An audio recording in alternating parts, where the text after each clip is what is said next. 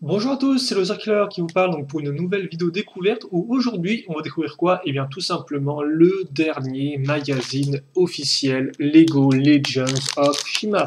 Et oui, le jour est arrivé, donc le numéro 22, celui de décembre, donc logiquement c'est le dernier. Après, de toute façon Shima disparaîtra, ne reviendra pas en 2013, le thème, hein. Enfin ne reviendra pas en 2016 plutôt, excusez-moi, 2013.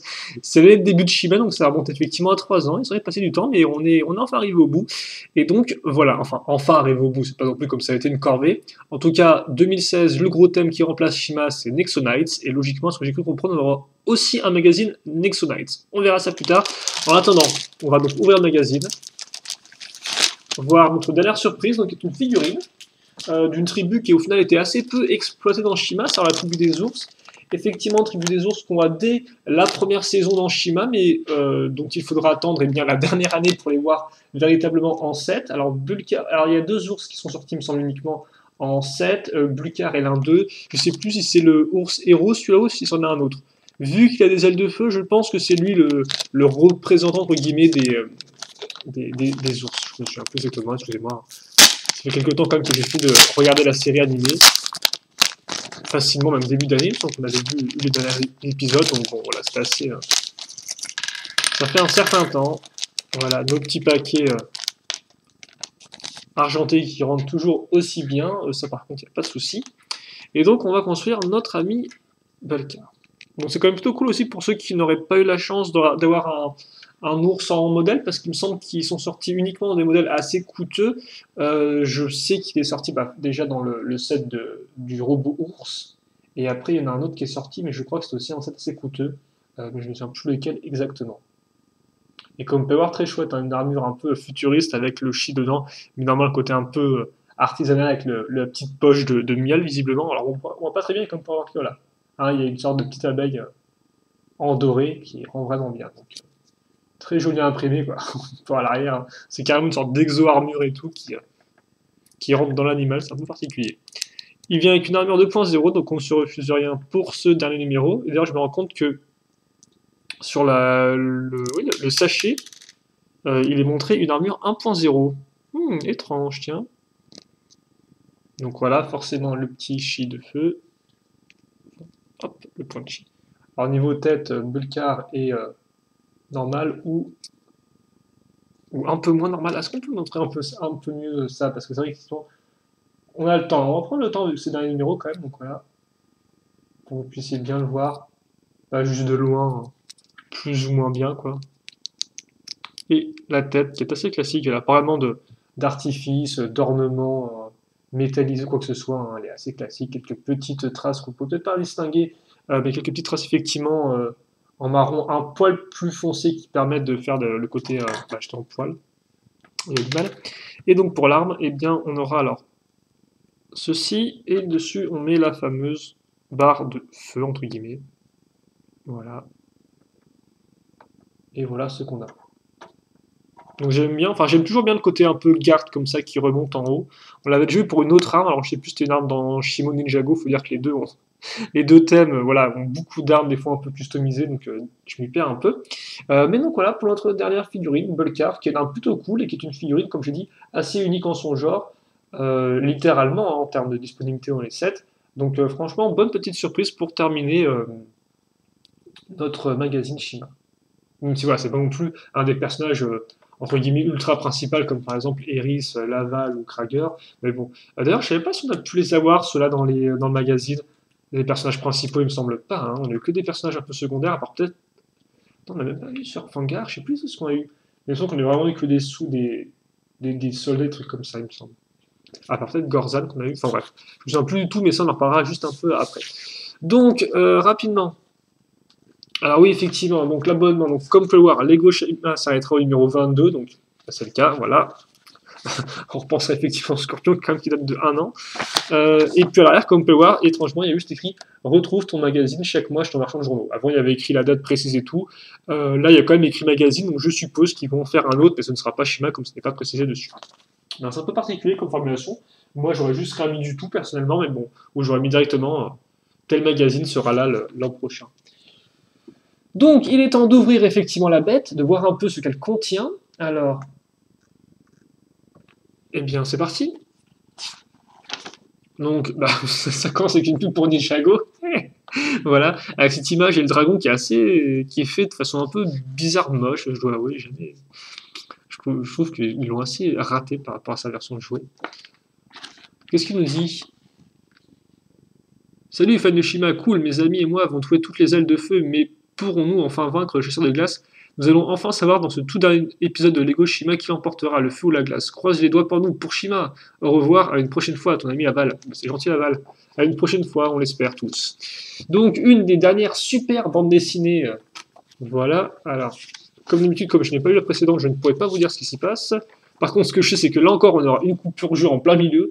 Je n'ai vraiment jamais compris cette coupure jeu qui était en plein milieu de la première partie de la bande dessinée. À quoi ça sert? Je pense que par contre, on a plein de véhicules, comme vous pouvez le voir. On voit des mammouths qui explosent des tanks, c'est plutôt cool. On a l'air d'avoir de l'action.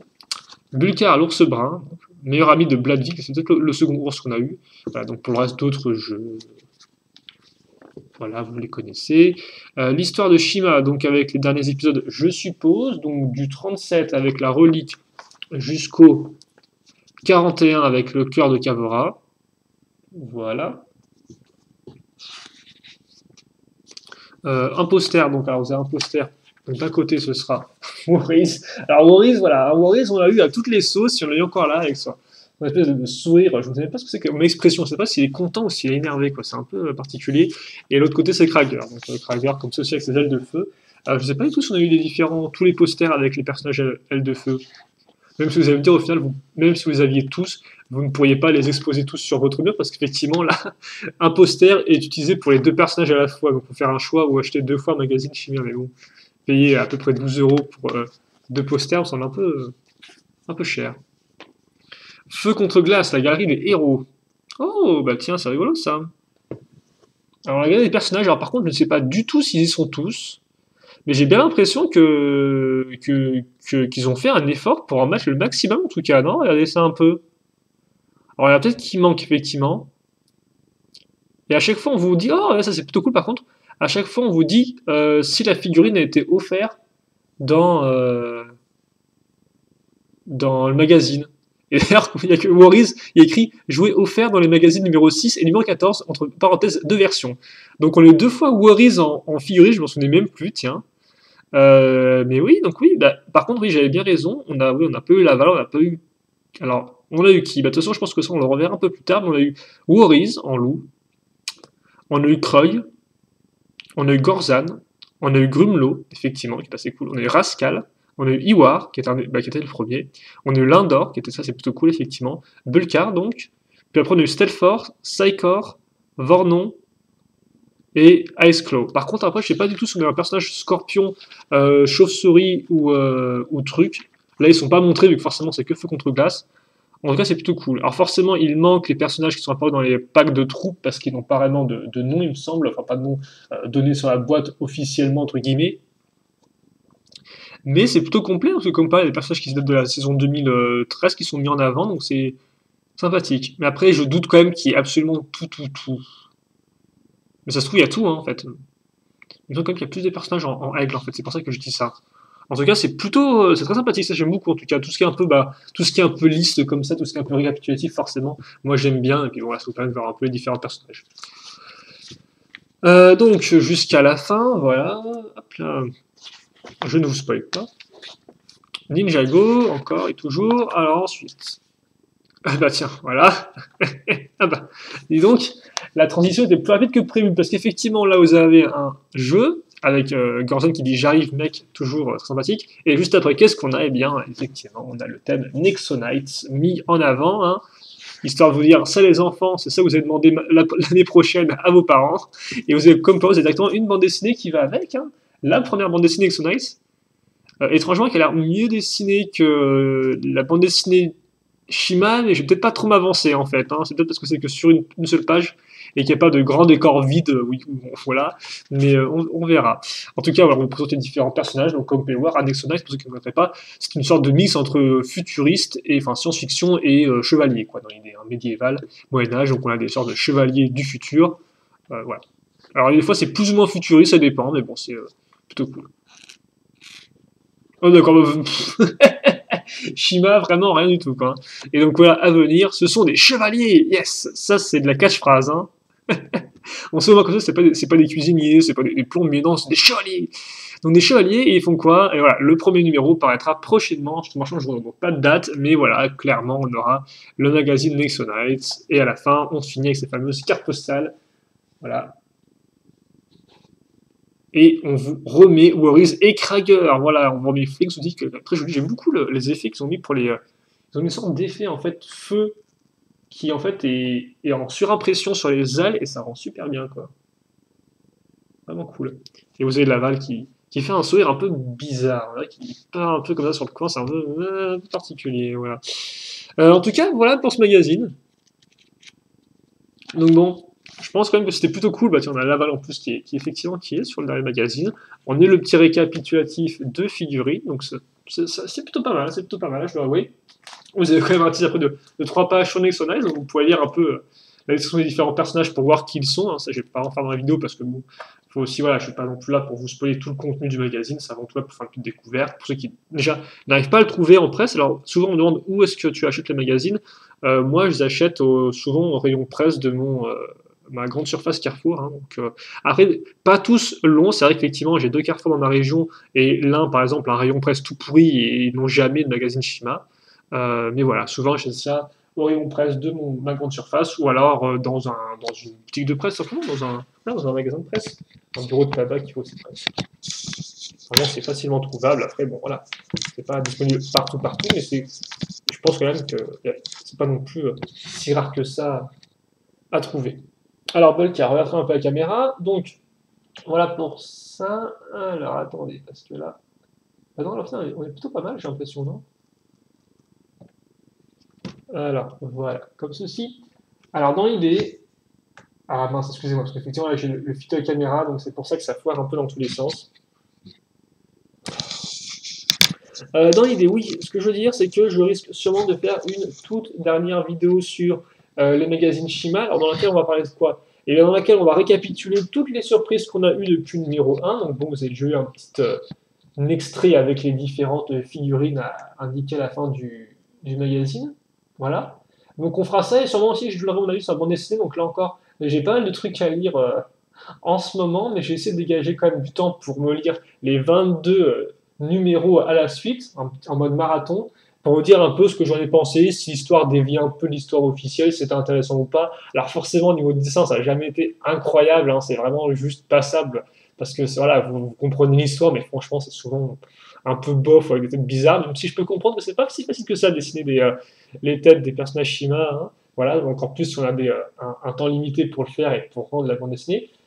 Donc voilà, donc on verra par contre effectivement ce que c'est au niveau histoire, que je vous donnerai un peu mon avis, et puis voilà quoi, donc on fera sûrement ça, une vidéo récap de toutes les surprises qu'on a eues, l'une après l'autre. Peut-être aussi qu'on montrera les différentes couvertures, je sais pas, on verra, je sais pas encore comment je vais m'y prendre.